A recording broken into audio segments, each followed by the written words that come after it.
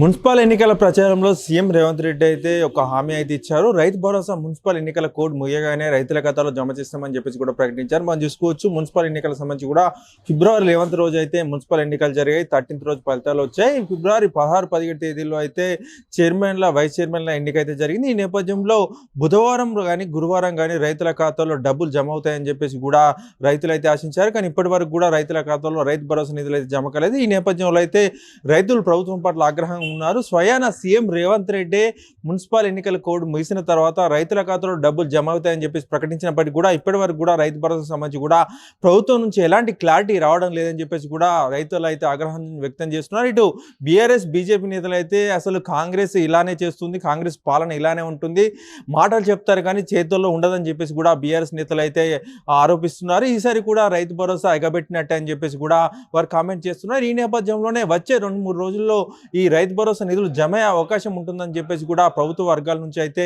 సమాచారం అయితే వస్తుంది. మనం చూసుకోవచ్చు ఇప్పటికే ప్రభుత్వం అయితే ఈ రైతు భరోసా కోసం ఆర్బీఐ నుంచి దాదాపు 9,000 కోట్లను అప్పుగా తీసుకుంది. ఇప్పటికే ఆ డబ్బులు రాష్ట్ర ప్రభుత్వ అకౌంట్లో జమ అయి ఉన్నాయి.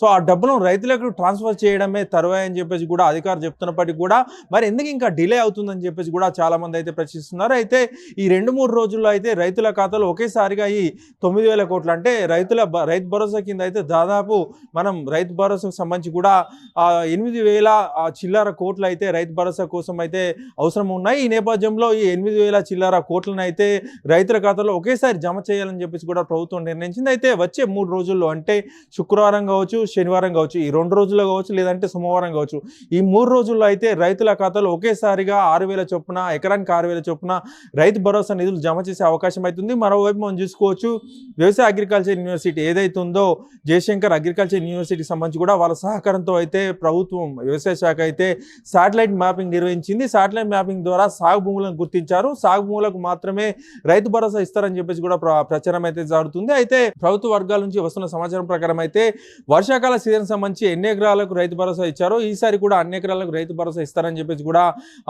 సమాచారం అయితే వస్తుంది. మనం చూసుకోవచ్చు వర్షాకాల సీజన్ సంబంధించి కూడా 1,45,00,000 ఎకరాలకైతే రైతు భరోసా ఇచ్చారు. ఈ నేపథ్యంలో ఇప్పుడు కూడా అంతే భూమికి అంతే మంది రైతులకు కూడా రైతు భరోసా ఇచ్చే అవకాశం అయితే మనకు కనిపిస్తుంది.